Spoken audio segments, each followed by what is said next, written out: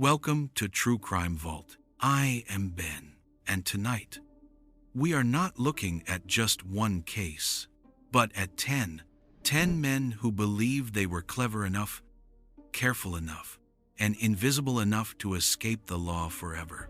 They built lives that looked normal from the outside. A church president in Kansas who wrote meticulous letters, a doctor in New York who smiled at patients while quietly poisoning them, a math genius who lived off the grid, planting bombs for nearly 2 decades, a respected businessman who entertained neighbors at barbecues while burying bodies in the crawl space beneath his home. Each of them imagined that their intelligence, whether academic, social, or simply the cunning of a predator, would shield them from justice. Some studied police procedures. Others manipulated forensic gaps of their time. A few even mocked investigators, sending cryptic messages or appearing on television shows, convinced they could toy with the system. And for a time, it worked. Months stretched into years, even decades. Families were left in fear. Communities lived with unsolved horror, and law enforcement searched for shadows. These offenders became ghosts, myths, whispers in neighborhoods where people locked their doors at night and wondered if evil was watching from the other side of the street. But there is a truth that always rises. No matter how intelligent the scheme, no matter how careful the plan, the smallest trace, the overlooked fingerprint, the scrap of DNA, a slip in digital metadata, or even the memory of a survivor can unravel everything. Justice may be slow, but it is patient, and it never forgets. In this episode, we will count down the top 10 so-called smart serial killers in the United States. Men who were cunning, resourceful, sometimes brilliant, but who still made the mistake of believing they were untouchable. We will uncover the illusion of their intelligence, the fatal errors that exposed them, and the breakthroughs that finally brought them down. Are you ready to step into the vault and see how the smartest killers still fell? Let's begin. Ted Bundy built a persona like a stage set, clean-cut, polite. Studying law, volunteering in politics, he could ask a stranger for help with a broken arm in a fake sling, and they would follow him without fear. Behind that mask, the violence was calculating. He read police procedure. He watched how reporters described murder scenes. He learned how investigators talked about a suspect's vehicle, a suspect's gait, a suspect's voice. When the law finally caught him in Colorado, Bundy did not despair. He improvised. The first escape came in Aspen, a courthouse, a second-story window, and a split-second decision to leap. Weeks later, malnourished but euphoric, he was recaptured. He studied the next cage as carefully as the last. In Garfield County, he lost weight, examined the light fixture, and squeezed through the ceiling into the jailer's apartment. He stole clothing, slipped into winter streets, and vanished again. The myth solidified. A charming mind, always one step ahead. But myths fail under ordinary pressure. In the early hours of February 15th, 1978, Pensacola officer David Lee noticed a suspicious vehicle stolen moving too fast. The driver was thin, unkempt, carrying multiple pieces of identification. At the station, fingerprints did what charisma could not erase. A recent national bulletin connected those prints to a fugitive newly added to the FBI 10 Most Wanted list. The name locked into place: Theodore Robert Bundy. What made Bundy seem smart was not a laboratory IQ. It was a ruthless social intelligence. How to pass as safe, how to mimic empathy, how to manipulate trust, how to spot institutional seams. He learned the choreography of courts and jails. He weaponized opportunity, Yet his downfall teaches something steady. The American system is a web made of 1,000,000 mundane strands. Patrol officers, VIN checks, stolen car reports, fingerprint cards crossing a wire at 3 in the morning. You can jump a balcony, but you cannot jump the bureaucracy forever. Legally, the cases in Florida delivered what the earlier states could not: a clean prosecution, a jury, a sentence that ended his movement. Socially, the communities he wounded learned a colder vigilance. Parents taught different rules about hitchhiking. Students locked dormitory doors. Detectives sharpened the early language of behavioral profiling. And in the long view, Bundy's legend distorted a simple truth. He was not a mastermind so much as a man who studied routine and exploited kindness. That is why he belongs on this list. He embodied the illusion that charm is intelligence, and that improvisation equals invincibility. In the end, a routine traffic stop, a set of fingerprints, and a clerk's alert, eyes closed the story. The web held. If charisma could not save Bundy, what could protect a killer who understood hospitals, lab charts, and the chemistry of life itself? He wore a white coat. He carried a stethoscope. He had the kind of soft confidence that calms a family member in a fluorescent hallway. Michael Swango's intelligence did not show up in a manifesto or a taunting letter. It hid inside charts, dosing notes, and the quiet authority of a physician who knew exactly how much was too much. Colleagues noticed patterns. Patients who seemed stable declined without warning. Code blues clustered around one man's shifts. Snacks and coffee shared in staff rooms made co-workers ill. Rumors grew, then moved with him as he moved Ohio, Illinois, New York. Each transfer reset scrutiny. New supervisors relied on resumes and references. Institutions hesitated to accuse. The system, built to trust credentials, kept opening new doors. What finally changed was coordination. Journalists and hospital administrators compared notes. Federal agents traced Swango's travel and work history, matching spikes of unexplained events to his presence. Poison is patient. So are paper trails. Pharmacies showed buying patterns. Personnel files recorded disciplinary smoke that never quite sparked into flame. Prosecutors built a case that did not rely on spectacle, but on a mosaic of documents, interviews, and medical logic. In 2000, Swango pleaded guilty in federal court in New York, acknowledging a role in multiple deaths and accepting life imprisonment without parole. Publicly, officials spoke cautiously about the wider count. Dozens suspected, far beyond the charges, because medicine leaves fewer crime scene certainties. But the lesson was stark. Intelligence weaponized inside an institution can pass for competence. It can even win commendations, until auditors ask a different question. Not whether each death can be explained, but whether the pattern can be. Why does he belong on a list of smart killers who still fell?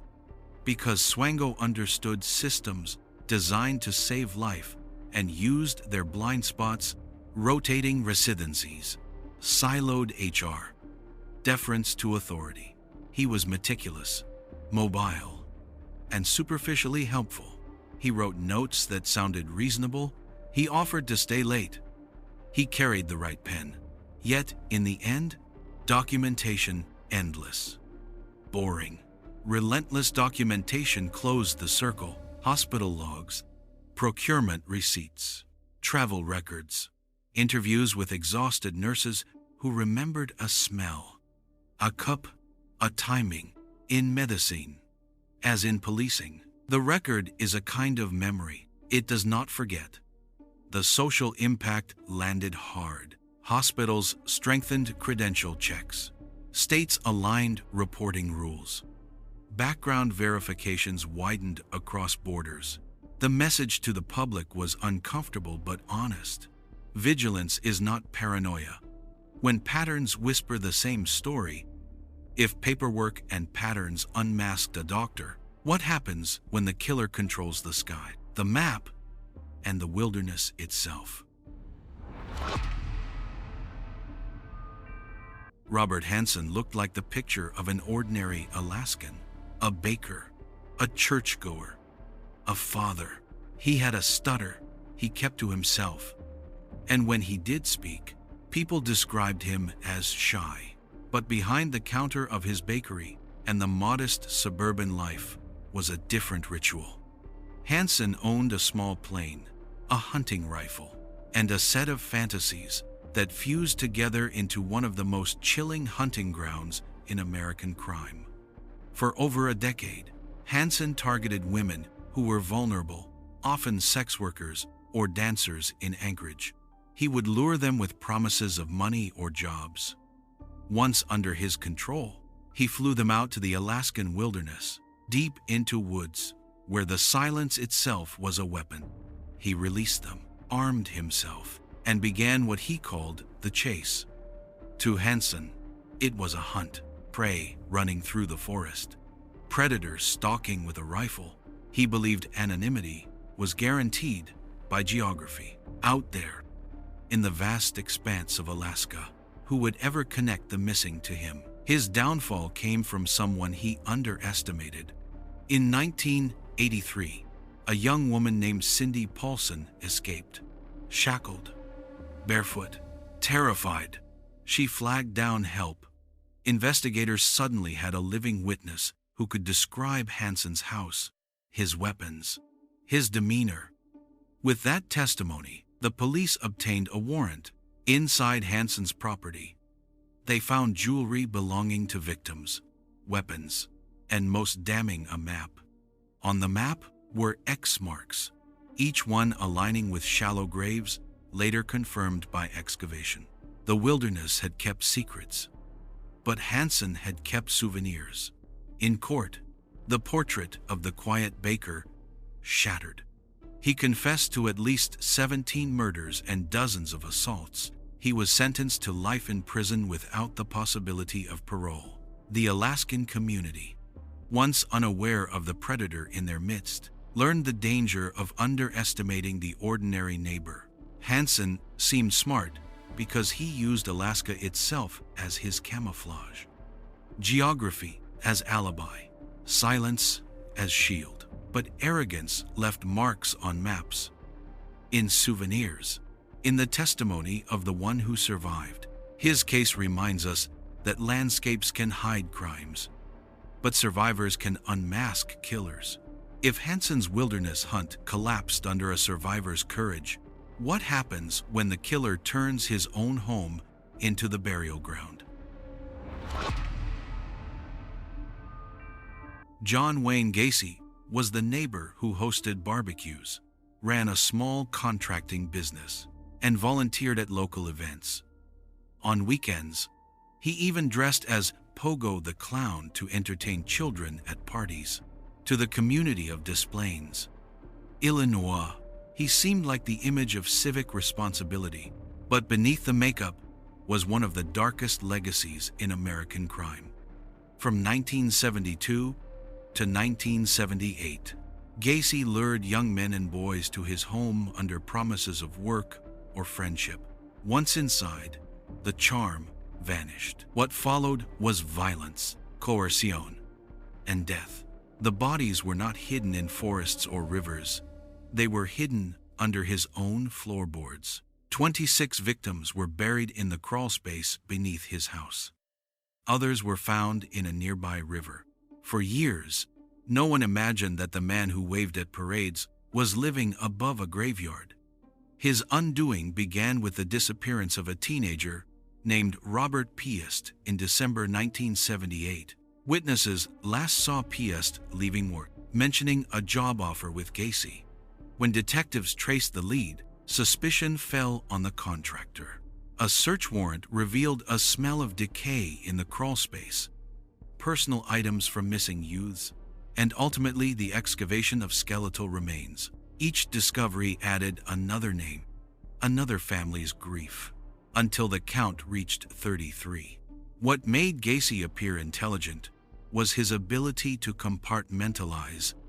He could build trust with parents, hire employees, charm local politicians, and simultaneously orchestrate predation. He weaponized the mask of the clown literally and metaphorically to disguise depravity as community spirit. But intelligence blurred into arrogance. He believed the walls of his home and the silence of his victims would protect him.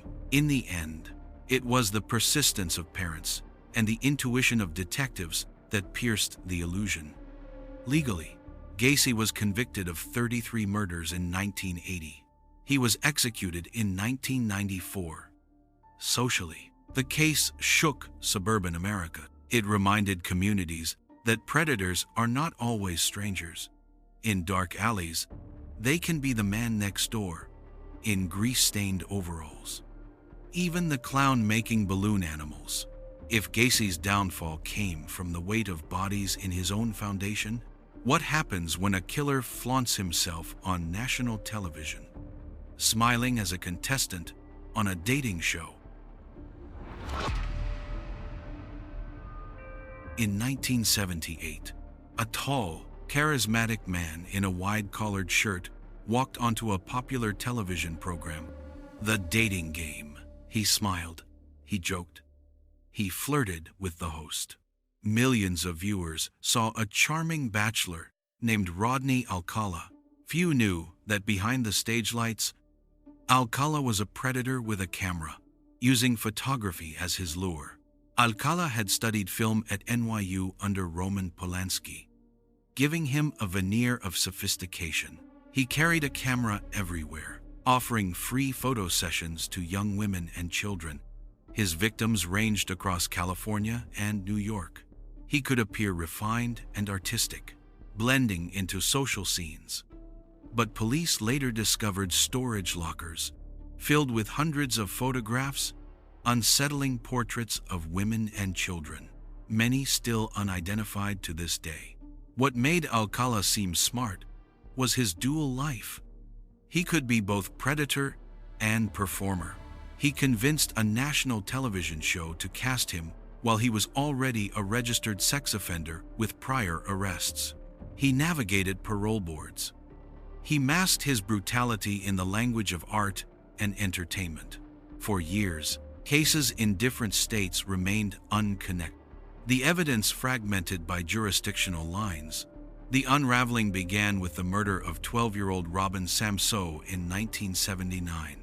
When investigators searched Alcala's Seattle storage locker, they found earrings belonging to the victim. That discovery tied him directly to her death. DNA evidence later connected him to multiple other victims. In 2010, a California jury convicted him of 5 murders. He was later indicted for additional killings in New York. Alcala received the death penalty. Though he died of natural causes in 2021, his case lingers because of the photographs. Each image a silent witness, each portrait a question mark. The FBI released many to the public, seeking identities. Some were matched to missing persons, others remain mysteries. Alcala's intelligence was not brilliance, it was audacity.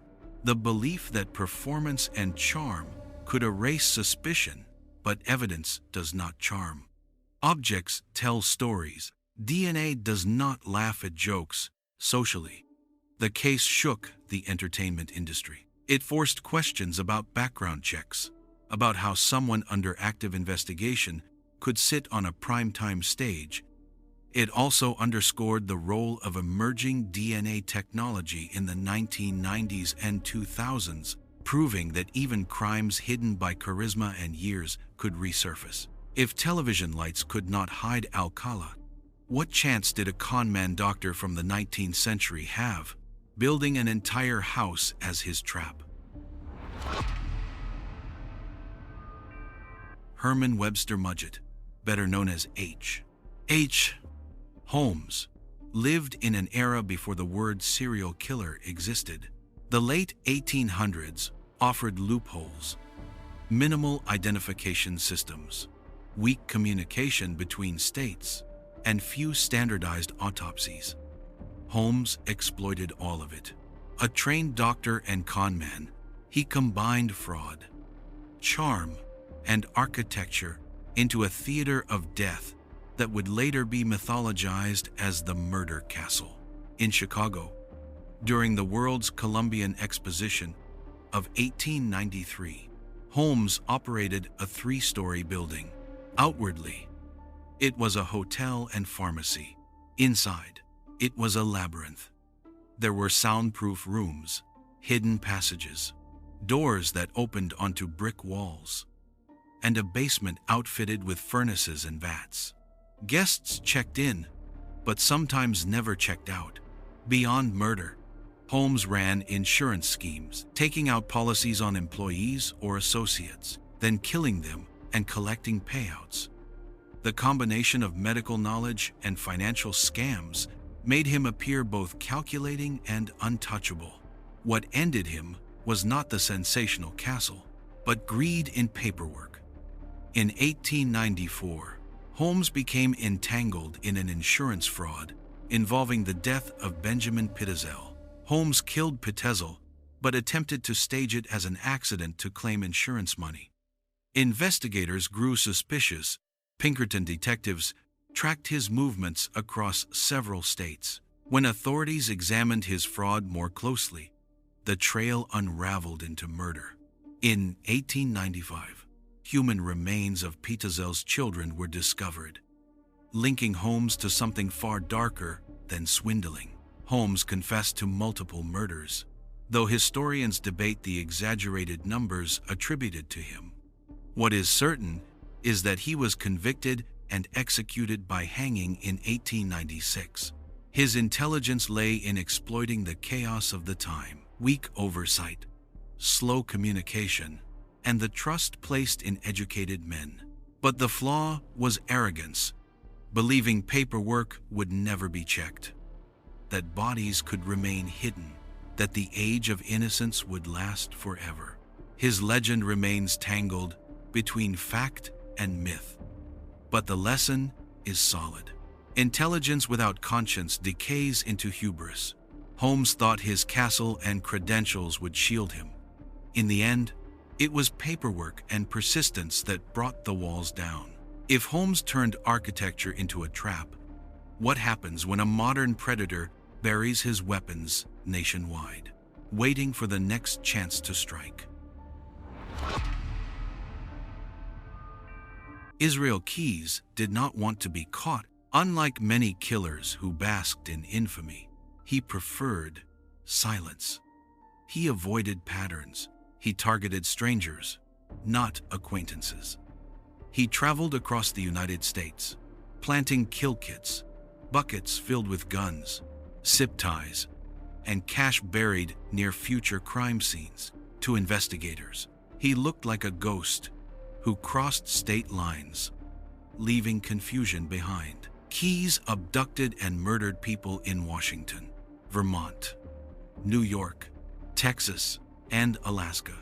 He mixed normal life with predation.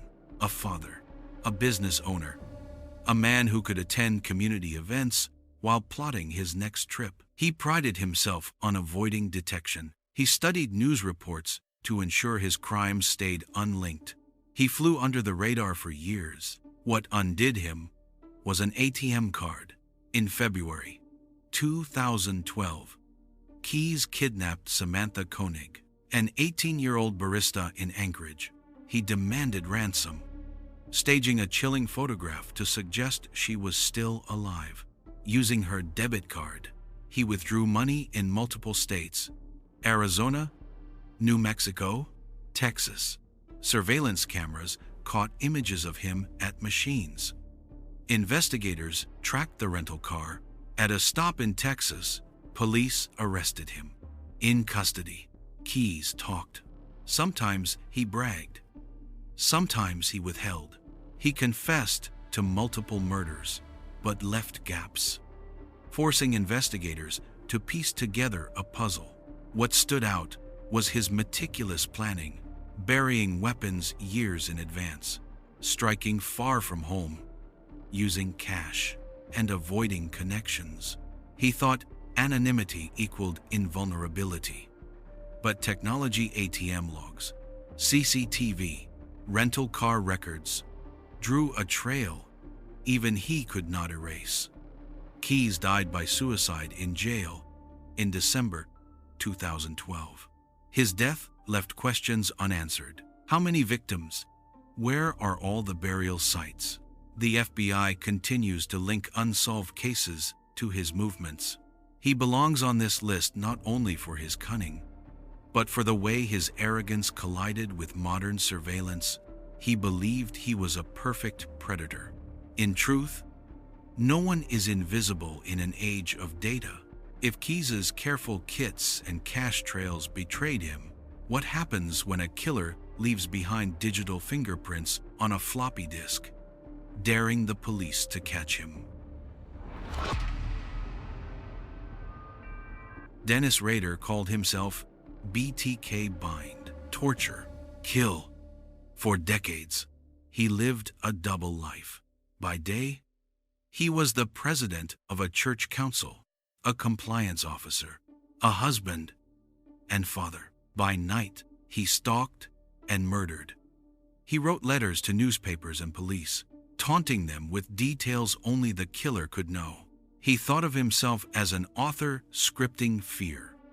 Rader's intelligence lay in patience. He struck sporadically, leaving years between crimes. Frustrating profilers. He studied forensic news to adapt his methods. He posed his victims in deliberate ways. He stored trophies. He maintained control over the narrative, believing he could withhold and release information as he pleased. To the public, he vanished. To himself, he was always in control. Then came the floppy disk. In 2004, after years of silence, Rader resumed contact with investigators. He asked, almost playfully, if a floppy disk could be traced back to him. Detectives answered publicly in a newspaper, no, it would be safe. Rader believed them. He mailed a disk. Forensic analysts retrieved metadata from a deleted Word file. Embedded in the file was a reference to Christ Lutheran Church, and the name Dennis. A simple digital fingerprint cracked the mask. In February 2005, police arrested Rader outside his home. In interviews, he revealed his arrogance, his belief that he was smarter than law enforcement, that he could choreograph his legacy. Instead, the story ended with him chained in a courtroom, confessing to 10 murders, and sentenced to 10 consecutive life terms. The lesson is sharp. Rader thought intelligence was control. Control over victims, over timing, over narrative. But real intelligence does not challenge investigators to find you. The floppy disk, his attempt at safe communication, became the digital string that unraveled everything. Technology that he underestimated ended the myth. If digital metadata destroyed BTK, what could happen when a brilliant recluse armed with mathematics and explosives tried to outwit the entire country?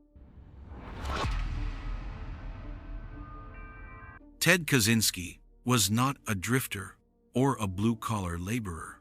He was a Harvard graduate at age 16, a Ph.D. in mathematics from the University of Michigan, and once the youngest professor at Berkeley. But in 1969, he left academia, retreating into a small cabin in the woods of Montana. To neighbors, he seemed eccentric but harmless. To the FBI, he became the face of the longest and most costly manhunt in bureau history. For 17 years, between 1978 and 1995, the Unabomber mailed or hand-delivered explosive devices to universities, airlines, and individuals tied to modern technology. His bombs killed 3 people and injured 23 more. Each device was carefully crafted, disguised as everyday object, and designed to avoid forensic detection. He left almost no fingerprints, used improvised components, and kept investigators guessing. His manifesto, Industrial Society and Its Future, railed against technology and industrialization. He demanded newspapers publish it, claiming it would end the bombings. What made Kaczynski seem intelligent was not only his academic brilliance but his obsessive discipline.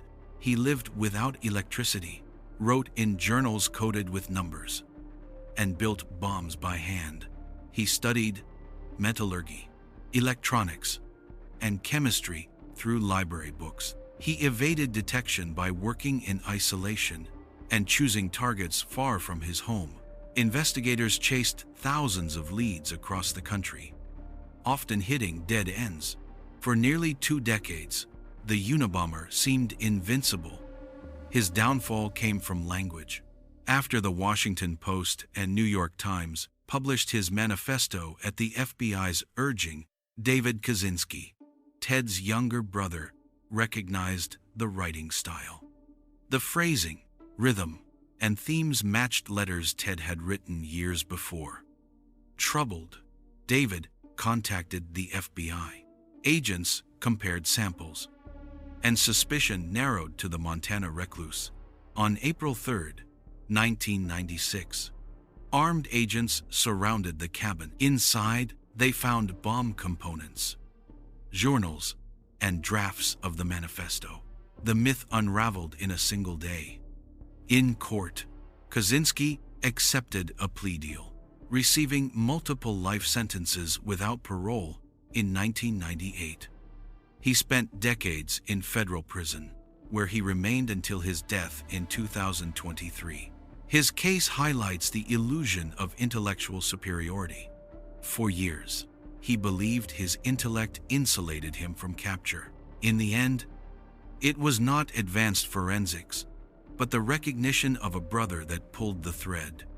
His own words betrayed him. The Unabomber reminds us that intelligence divorced from empathy produces destruction, not progress. His bombs left scars on bodies and families, but his arrogance left the trail that caught him. He belongs on this list because brilliance cannot substitute for conscience, and isolation cannot protect against the persistence of those who read too carefully. If language exposed Kaczynski after 17 years, how did modern DNA technology bring down a former cop who terrorized California for over a decade? For decades, Californians whispered about him under different names: the East Area Rapist, the original Night Stalker, the Golden State Killer.